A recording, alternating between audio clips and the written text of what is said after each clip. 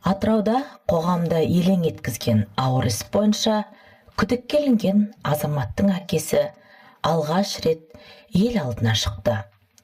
Ол ұлына тағылған айыптауларға жүрегі сенбейтінін айтып, жан айқайын жеткізді.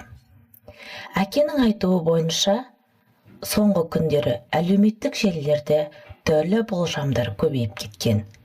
Бірі ұлын кінәлі десе, енді бірі әртүрлі нұсқа айтып жатыр. Алайда әке жүрегі баласының мұндай іске баруына сенбейді. Ол телефонды ашсаң болды, бәрі бір бақытқа бұрылып кеткендей. Әркім өз жорамалын айтып жатыр. Бірақ мен әке ретінде оның мұндай әрекетке баратынына сенбеймін.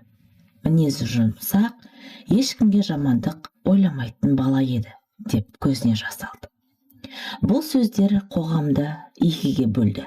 Бір тарап күдікке сенбесе, екінші тарап істің шындығы тергеу барысында анықталатынын айтады.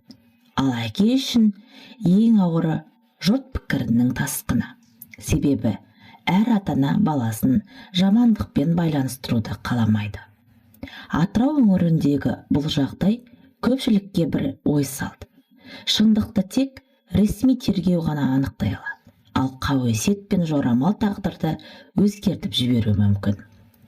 Оқиғаның ақ-қарасы әлі толық белгілі емес. Бірақ бір әкенің жүрегі көпшіліктің назарын аудартқан шындық. Қоғам үкім шығаруға асықпаса екен. Осындай шынайы оқиғалардың астарында үлкен тағдырлар жатады. Келесі бөлімде бұл істің қалай өрбігенін баяндап береміз. Құрметті тыңдармандар, біздің арнамызды жоғалтып алмас үшін арнаға тіркеліп лайк қоюды ұмытпаңыздар.